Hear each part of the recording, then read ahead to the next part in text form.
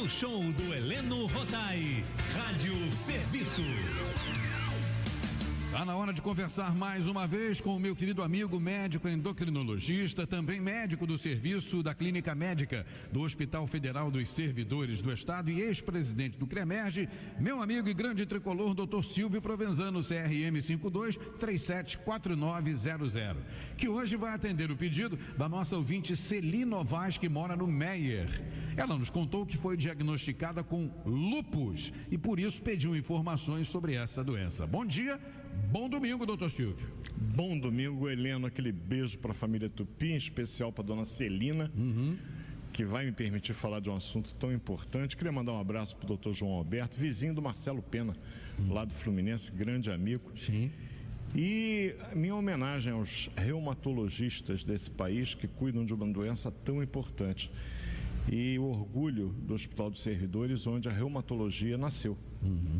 Então, para vocês terem uma ideia do quanto que é importante, Dr. Nava, grande Dr. Nava, Dr. Luiz Wertzmann, Dr. Noci Leite, Dr. Mauro Goldfarb, agora o José Fernando Wertzmann, meu irmão Geraldo Castelar, o pai dele, Geraldo Castelar, no Fundão, reumatologistas que deram praticamente início aos cuidados de doença importante. E você quer saber, e a dona Celina também, o que é o tal do lúpus? Isso. O lúpus é uma doença inflamatória crônica de origem autoimune, ou seja, anticorpos agridem o corpo da pessoa.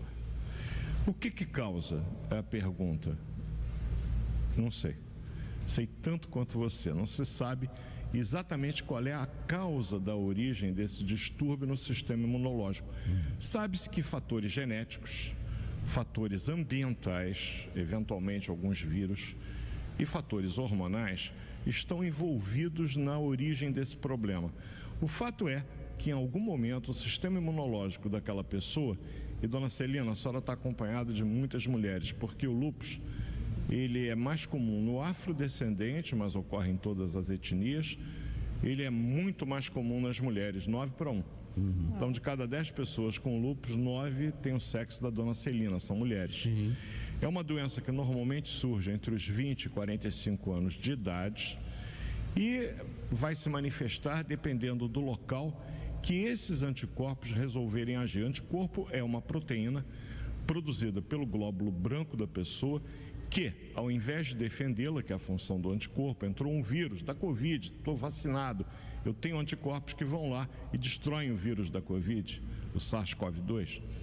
Eu pego uma influenza, eu tenho o vírus da influenza, me vacinei, todo mundo deve se vacinar. Eu tenho anticorpos contra aquela cepa da influenza que está predominando naquela época, eu destruo a influenza, eu vou ter o quadro gripal bem brando, eu não vou adoecer gravemente sobre isso. E como é que é a história de autoanticorpo? Ao invés de nos defender, ele nos ataca.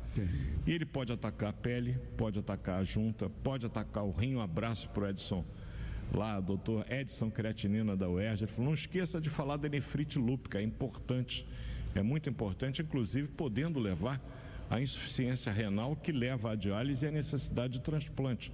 Quando identificado, o tratamento tem que ser intensivo. Eu posso ter contra o próprio sistema nervoso, sabe, Heleno?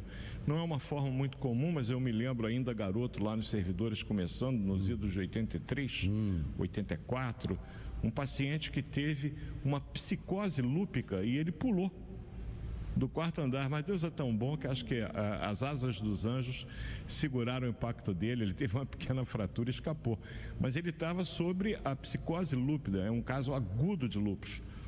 Então o lúpus pode afetar a membrana do pulmão, dando uma pleurite. O indivíduo, quando respira, tem dor e, obviamente, falta de ar, eventualmente tosse com um pouco de sangue. Eu posso ter membranas que envolvem o coração, o pericárdio, ter uma pericardite, vai ter uma dor aguda como se fosse um infarto, aumenta o risco de infarto. Você vê que é uma doença que, como é que é o quadro clínico? Não sei. Você não vai me perguntar aquela foto que eu coloquei ontem no chamamento? Um rosto todo manchado, vermelho. Aquilo é asa de borboleta, é típico do lúpus. Na pele, o lúpus se manifesta por lesões avermelhadas. Daí o nome lúpus eritematoso. Eritemato em grego é vermelho. Dá aquela mancha avermelhada que tem relação direta com os raios solares. Aonde é que vai aparecer? Obviamente nas áreas que são expostas aos raios solares. Então as maçãs do rosto, elas ficam vermelhas, dando um aspecto daquela asa da borboleta. Então a gente fala que é lesão em asa de borboleta, mas pode dar aqui no pescoço, em V, muitas vezes, por causa do decote, pode dar nas mãos, pode dar nos pés, nas mulheres, porque fica abaixo do vestido. São lesões avermelhadas que são devidas à fotossensibilidade, a uma pele que tem uma sensibilidade excessiva à ação dos raios solares. É o lúpus cutâneo, às vezes o lúpus discoide, em forma de discos avermelhados, e o lúpus sistêmico, que é esse que afeta os órgãos internos. Como é feito o diagnóstico, doutor? É simples ou envolve uma série de exames e avaliações? Meu amigo, simples na medicina que eu saiba, só a gente tomar um cafezinho no intervalo de um paciente ou outro. É muito complexo, porque o quadro clínico, como você está vendo, ele é muito variável. Os sintomas mais comuns, 90% tem dor articular. 80% vão ter lesões cutâneas. As outras manifestações que há pouco eu citei, como por exemplo psicose lúpica, convulsão, alterações neurológicas, são menos comuns. O quadro renal do grande Edson, 50% dos casos pode ter envolvimento renal. Então como é que eu vou fazer o diagnóstico? O quadro clínico, ele pode ter sintomas gerais. Que sintomas gerais são esses, doutor Silvio? Febre, mal-estar, perda do apetite, desânimo. São sintomas inespecíficos, mas que costumam estar presentes numa doença que tem uma característica evolutiva muito típica. O lúpus é uma doença que se manifesta com fases de atividade, onde ela se torna intensa e, portanto, os sintomas mais intensos, com fases de remissão espontânea. Como se a pessoa ficasse boa, continua com a doença, mas está numa fase de remissão. Tem cura? Não, o lúpus não tem cura. O lúpus tem hoje em dia uma série de medicamentos, alguns inclusive bastante recentes, que ajudam a controlar as manifestações da doença, de modo que, por exemplo, a nefrite lúpica não vai evoluir para a insuficiência renal a ponto de precisar um transplante de rim. O quadro psiquiátrico, o quadro neurológico, ele é combatido com esses medicamentos, além, é claro, de anticonvulsivante, quando se fizer necessário. O quadro pulmonar, o quadro cardíaco, esses medicamentos ajudam porque eles vão inibir a produção desses anticorpos e vão aliviar os sintomas. Os quadros articulares, às vezes, um anti-inflamatório comum, ele é capaz de resolver, outras vezes um corticoide, por aí vai. Não existe um quadro típico comum a todos os pacientes com lúpus. Todo quadro é individual. E o médico tem que ter o bom senso e, obviamente, a expertise de, avaliando o caso, escolher o melhor tratamento individualmente. Descarta também a possibilidade dela ser genética, né? Não, ela tem fatores genéticos envolvidos, sim. Mas se eu sou, por exemplo, filho de uma paciente que teve lúpus, eu tenho um risco maior de lúpus. Não é suficiente. Entendi. Por isso é que a gente diz que a causa é desconhecida, porque a gente tem várias famílias com pessoas com lúpus que mais ninguém tem. Às vezes, gêmeos idênticos, um tem um lúpus e o outro não tem. Se fosse um problema genético, ambos teriam. Então, existem fatores que estão no ambiente, como exposição à luz solar, por exemplo, eventualmente alguma toxina do ambiente, não se sabe, e fatores virais, infecciosos, que podem acelerar, além de fatores hormonais. No caso do hormônio, por ser uma doença muito mais comum nas mulheres do que nos homens, acredita-se que o estrogênio tem um papel importante nas mulheres que desenvolvem. Crianças e adolescentes também podem ter esse problema, doutor? Podem. Mas não é comum, né? Não é comum crianças nem idosos. Normalmente a doença surge a partir da terceira década, 20 anos de idade, até os 45. Mas eu já vi casos de lúpus numa criança de 11 anos, lá no Hospital dos Servidores, e já vi pessoas que aos 50 e poucos anos tiveram lúpus diagnosticado. O tratamento de uma maneira geral, claro que depende do caso, né? Do caso então vamos lá. Eu tenho um quadro articular, eu já tenho... Como é que eu faço o diagnóstico? Falei do quadro clínico, mas tenho exames de laboratório. Então a gente vai pedir um hemograma, vai pedir uma velocidade de hemossedimentação, que mede a atividade inflamatória do paciente. E obviamente, como eu disse que o lúpus era uma doença inflamatória crônica, os marcadores inflamatórios vão estar alterados. Proteína C reativa ultrassensível vai estar aumentada e eu vou ter a presença dos anticorpos. Fator antinuclear, o FAN, ele normalmente está positivo nesses casos, com outros anticorpos, anti-SM. Enfim, anticorpos específicos que o reumatologista normalmente pede, o próprio clínico geral de boa formação. Ele pede, opa, está positivo, eu vou encaminhar o especialista, que aí diante do quadro clínico, do tipo de manifestação e das alterações laboratoriais que estiverem presentes, ele vai escolher o melhor tratamento. E non nocere é uma regra da medicina. O que é isso?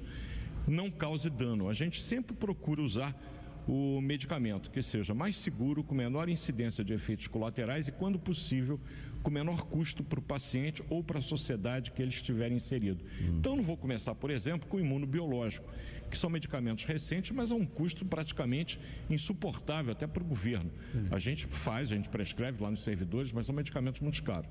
Normalmente, a gente usa anti-inflamatórios normais, desses comuns do dia a dia. Não melhorou, corticoide, a gente pode usar a hidroxicloroquina, que alguns tentaram empurrar a goela abaixo por conta da Covid. A hidroxicloroquina, ela é campeã no lúpus, ela tem um efeito anti-inflamatório fantástico, é um antimalárico, inclusive, por excelência. Não melhorou com a hidroxicloroquina, não melhorou com o corticoide, a gente parte para as drogas imunossupressoras. Eu tenho a ciclofosfamida, eu tenho o micofenolato de mofetila, olha os nomes que a gente aprende. São imunossupressores que, obviamente, pelo fato de serem drogas imunossupressoras, merecem um acompanhamento especializado, porque o paciente fica com risco de infecção.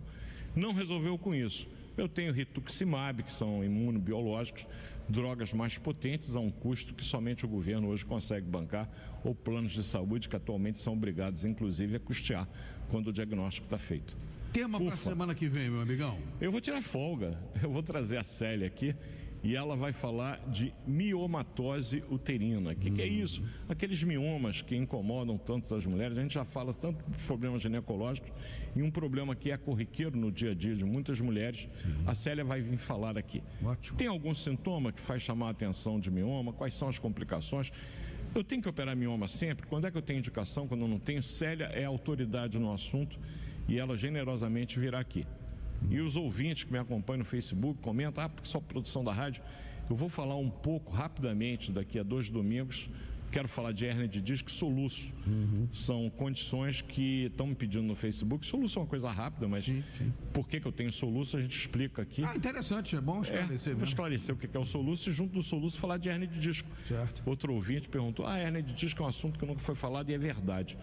Penitenciando nós aqui do Serviço de Saúde, falarei no primeiro domingo de dezembro. Então tá bom, fechado, meu querido amigo. Bom domingo, boa semana, fique com Deus e até domingo que vem, se Deus quiser, doutora Célia feliz com o título da Libertadores, que afinal é sábado que vem, né? E nós com o pescoço fora da lama. Com certeza. Abraço, meu amigo. Outro, irmão. Tchau, querido. Super Rádio.